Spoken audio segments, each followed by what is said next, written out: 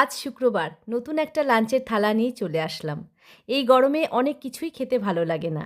তাই এই পদগুলো রান্না করে আজ লাঞ্চের থালা সাজালাম। গরম গরম ভাত প্রথমে দিয়েছি, তারপরে দিয়েছি উচ্ছে ভাজা, যেটা চাকচাক করে ভেজেছিলাম।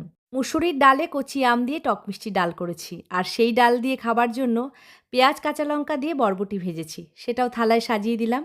আর মাছের পদে করেছিলাম কাতলা মাছের ঝোল, যেটা আদা বাটা, ধনে জিরের গুঁড়ো, লঙ্কার গুঁড়ো, স্বাদ মতন লবণ, পরিমাণ মতন হলুদ, একটু গরম মশলা বাটা এই দিয়ে রান্না করেছি। শসা কেটে নিয়েছিলাম স্যালাডের জন্য, সেটাও ভাতের পাশে সাজিয়ে দিলাম।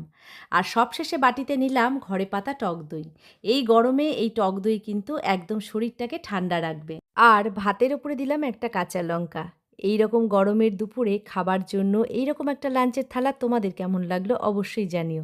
ভালো লাগলে লাইক, কমেন্ট, শেয়ার, সাবস্ক্রাইব করো। সবাই ভালো থেকো, সবাইকে ভালো রেখো। আসবো আবার তোমাদের কাছে নতুন কোনো লাঞ্চের থালা নিয়ে।